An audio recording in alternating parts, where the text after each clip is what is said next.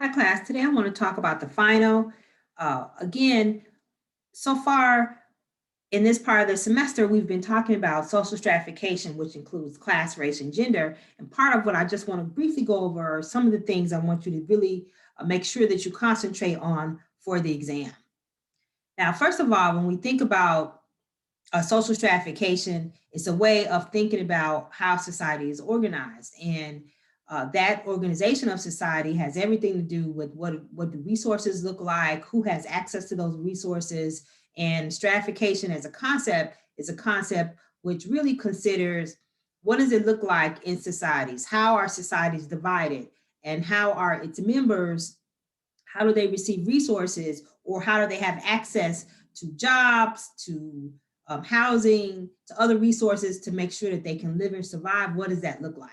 And there are a number of things that we've talked about in class so far that really think about those issues. Uh, Karl Marx and Max Weber are part of just this whole context of thinking about social stratification in our society in the United States. We are a class society, and that class society is divided amongst its members, uh, high class, middle class, lower class, and different variations in between. And Karl Marx and Max Weber both had some uh, ways of thinking about both of those issues. Karl Marx gave a whole economic context for thinking about what societies look like, and Karl Marx discussed the issue of economic resources as being a way of thinking about how societies are organized. And he talked about the whole bourgeoisie and the proletariat. He said that basically the United States is divided amongst the have and the have nots. Those who have more resources have more access to everything, and those who don't have resources don't have the same access. And that's the whole basis of social inequality. Max Weber, on the other hand, which is what you see on your screen, he criticized Marx because he said that Karl Marx only looked at a economic division of American society, but really he said that when you think about what determines social class, which is the way our society is stratified, he said that it's determined by wealth, power, and prestige. How much wealth you have, how much power you have in terms of what your job is, what your position in society is, and what the prestige of that job is. Property is a way of describing how much wealth and income you have. Property is a term in which Max Weber used to really discuss how we can really understand social class by how much wealth and income people have, which is, the subtitle of that is property. Wealth is different than income. Wealth is a much bigger way of thinking about what your resources really look like, because wealth is the combination of what you own minus your debt. Whereas income is just an indication of how much money you make. Income can change over time, as we've seen lately with the virus. Some people have large incomes now, don't have any income at all. And if you don't have any wealth, then you are still in trouble. And a lot of the assignments that you had to do for this section of our course included thinking about just the differences in wealth and income and how uneven they are distributed in the United States and in the world. Wealth is not only distributed unevenly in the United States, the 1% and 2% own most of the wealth in this country. It's also unevenly distributed across the world. Income is unevenly distributed, but not as much as wealth is. In the United States, there are groups of people who are in the middle class, which have high incomes, but they don't necessarily have high wealth. Right. And so those are some of the differences between wealth and income. And so when we think about stratification and social class, again, stratification is a way of thinking about how society is organized, and class is the way that our society in particular organizes um, social stratification in terms of how much wealth, property, and prestige you have is what determines what class you're in, which is again an indicator of how our society is stratified. Social class is the way again that our society is organized, and we have a open system of stratification, which really considers that, can you move up and down? Can you go from low class to high class? That is absolutely possible because social mobility is part of how the class system is organized. Closed systems of stratification is a system that would mean that you were born in class, and there's no freedom to move up and down. That would be in some of the capitalist, in some of the socialist countries, or even some of the other countries like India is one example that we talked about on the slides. India is a caste system, and caste systems you can't move up and down. And they're considered a closed system of stratification because of that. The other thing that we talked about, and I wanted to just make sure we discussed, is race and just the meaning of race. You've seen a lot of videos on race, and I even posted a couple of videos on race. And race is important in American society because it has historically been a tool of domination. And that's why when we even see what's happened with the Black Lives Matter movement, um, how race is played out in the criminal justice system is a way of thinking about how society really discriminates against groups of people based on the color of their skin. And that's the context for understanding race. Race as a social construct, which is the concept that you also learned in this chapter, means that society just determines what the meaning of race is. Biologically, race is not as meaningful. It's not meaningful. It's not a meaningful term, although it's still very much so used. But in terms of how that plays out in society, it's extremely meaningful. And race is different than ethnicity. Ethnicity has to do with the category that you belong to, which is more a reference to your country of origin.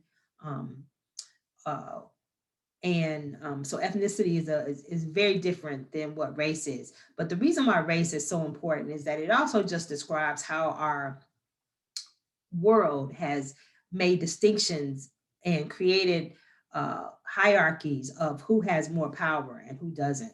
And those who are at the top of that racial hierarchy have historically had more power, and those who are at the bottom have had less power. And that's why uh, systematic discrimination still continues in our society. When you think of just the early European explorers, the Spanish conquistadors, Columbus is included in that.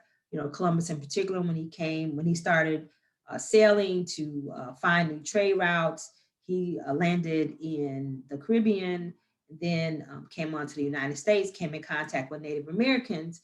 And at that point, what we see happening here in the United States in particular is these ideals about race began to flourish and began to create these ideals that because people look different, that other parts of who they are were also different, right? And so those racial differences were used to exploit groups and to enslave African Americans, Native Americans initially, but it served to create minority groups, and it served to create racial categories that are still with us today, but that have been used to discriminate against people.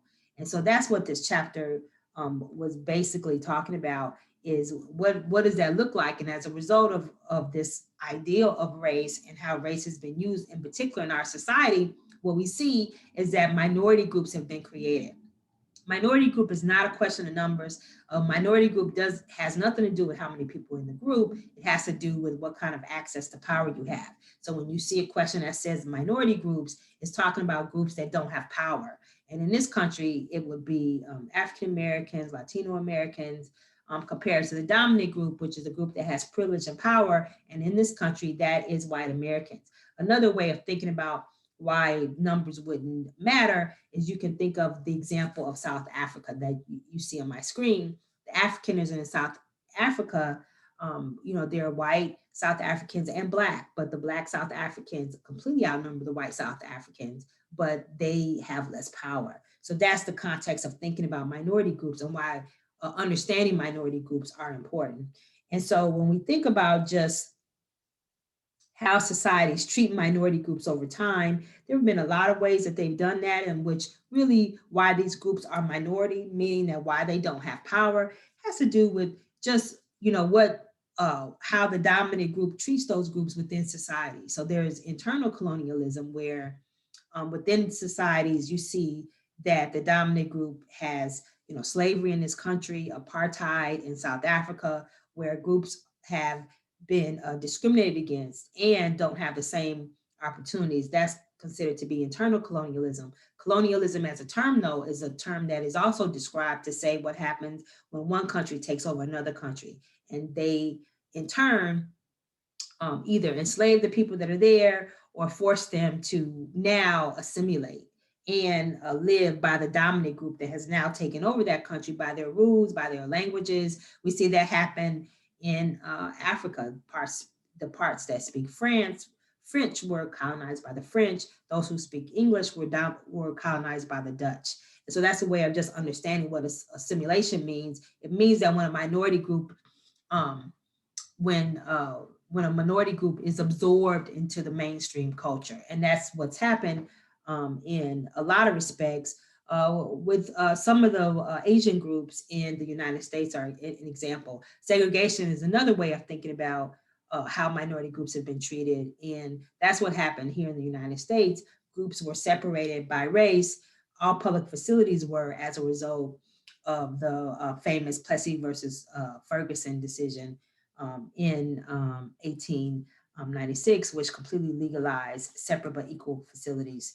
So when we think about just this whole definition, how do we think of racism, prejudice, and discrimination? They are very similar, but they're different in the sense that, and you should know this, they're different in the sense that prejudice is a way of defining, of acknowledging that people have attitudes that suggest that that certain groups, they have preferences for certain groups over other groups, and prejudice is a term that only discusses attitudes. It does not discuss behavior.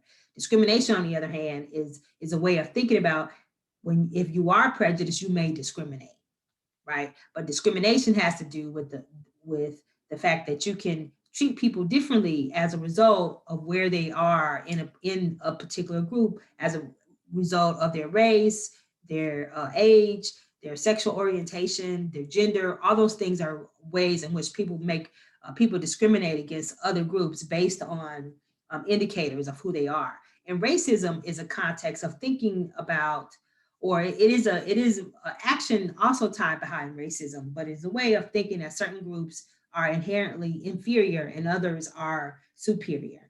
And in this country, whites have been historically treated as being superior groups. And institutional discrimination is what we see happening. And another way of thinking about institutional discrimination is systematic discrimination, or even systematic racism, which looks at why is it that we continue to have discrimination when slavery doesn't exist? Why is it that we continue to have people that are unequal in our society? And that's because the ideals have been institutionalized. The ideals about those social differences based on race are institutionalized, and it plays out in income and employment, right? People are not able to get the same jobs. They've done a lot of research on, Black sounding applicants were offered jobs at less race than white applicants.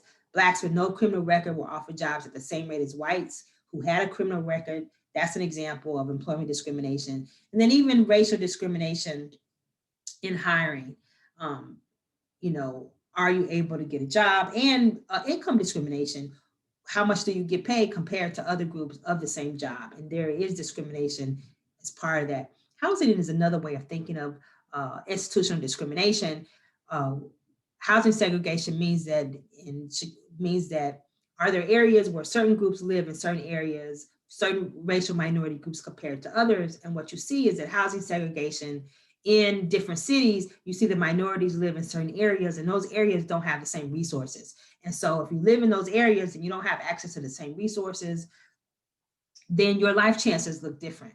And that was a big thing in thinking about this whole context of social stratification. Why do we look at the differences? It's because if you live somewhere in a minority group, then your access to opportunities will be different. And that's also an indicator of why social stratification exists, which is also another way of thinking about why is society unequal. And then housing, in terms of what housing you are able to get. Even if you are able to afford to pay for better housing, discrimination exists in the marketplace. When you try to go get housing, even in New York City, I've had students that say that when they tried to get housing, they showed up to get the apartment, and then all of a sudden the apartment was no longer available. So those are good examples. The last topic that we discussed With sex and gender, um, uh, when we think about just social stratification, women have less opportunities than men do, and that's also a form of social stratification. Sexism is the term which, like racism, is part of how our culture is defined. And what it says is that sexism is a way of thinking about that women are treated differently than men. That men have more power, but have more access to resources and are treated differently. And that the term for that is called sexism. Um, because of sexism, because our culture is completely defined in a way that uh, women and men have different expectations, right, which are gender expectations, that also becomes a way of stereotyping groups based on their gender. You can see on my chart, on one side is the female brain, the other side is the male brain, and these are just stereotypes of how women are. The problem with stereotypes is that they're not necessarily uh, true. They don't necessarily define who men are and who female are. So what we like to think of when we think about gender as a term, not biology, not the biological aspects of male and female, but what our gender expectations are, if you male or female, has everything to do with how our society has defined what that means. And those are called gender expectations. And gender expectations mean that as a society, we think of men and women differently. And because we think of them differently, we offer them different jobs, they get paid different salaries, and that becomes a way of institutionalizing a gender inequality. So when we think about just how institutions really reinforce these ideas about gender, social institutions do that. They reinforce gender differences. And what we see is that even in jobs and the kind of jobs that women are offered or even thought to be able to perform has everything to do with how we think about gender. When Hillary Clinton ran for president in 2016, part of one of the reasons why, there were many reasons, but one of the reasons why she lost is because people really didn't want to have a woman and didn't think that a woman should be president. And so that is also a way of thinking about how social institutions and our expectations really, really play a part in what actually happens with people. So gender is systematically structured in institutions, right? Institutions, even if you look at Fortune 500 companies, there are very few women CEOs, if any at all, just because of just how our institutions are gendered, and because of stereotypes, uh, women are not seen as being viable candidates for those jobs. So other topics that I want you to make sure you think about: prestige. Prestige is, again, is a way of looking at what uh, what is a way of thinking about, it's Max Weber's way of thinking about just how social class is a combination of not just how much money you make, but how much prestige you have, how much education you have. All those are part of it. And you are able, social mobility, again, is a way, are you able to change that? Are you able to move up and down? Yes, you are. But because of capitalism, it is very difficult to do that. And it is not, so it's not just about how you feel about it. And if you want to move up or if you want to get an education, it has to do with what kind of opportunities are available. And capitalism is a way of thinking about that. It is a free market enterprise, which is how our country is runs on capitalism, as well as other countries that look like the United States. And capitalism is a way of defining a class structure where groups don't have equal access to opportunities, and it's set up that way. And so we are not a socialist country. There's no way for us to be socialist. So none of those things that happened in the debate were true in discussing just that this country will be socialist. There's no context to do that. It's not set up that way. And another thing to think about is just this whole culture of poverty. That is an interactions perspective, which looks at why people are poor because of some of the values they have. But it's just one way of thinking about why people are poor. The conflict perspective and the functions perspective both look at social institutions. The conflict perspective says that social institutions and the way our society is organized in a way that groups don't have equal access to opportunities. The the functions perspective looks at how what kind of laws are in place and what do those laws look like. And the culture of poverty is says that in addition to that, then people who who fall into certain groups who are impoverished may have certain things that they do that keep them poor. So that's another way, but that's also blaming the victim. Glass ceiling is what happens when women get to a certain point in their career and they can't move any higher. That's the glass ceiling. Um, and the Davis and Moore thesis is really important. Functionalist perspective, which really talked about social inequality, and it said that social inequality is valuable for society. It's valuable because, according to this thesis, because you have to have someone to do all jobs in society. You know, it's really just like the division of labor, that everybody has a job to do based on who they are and who they are and what their talents and abilities are. And according to the Davis and Moore thesis, you know, we should pay brain surgeons more money than we pay people who pick up the trash, because if you didn't, then people who are brain surgeons wouldn't want to be a brain surgeon if you wouldn't make any more money than if you were a garbage collector. Although they are both valuable parts of our society. But it is a way of explaining, according to this thesis and according to the functions perspective, why social inequality is mandatory. So again, this is my, make sure that you are prepared for the test. Go ahead and look over our show, our section on the test review topics. Go ahead and do that, and then take the test. All right, thank you so very much. And it was great having you in class.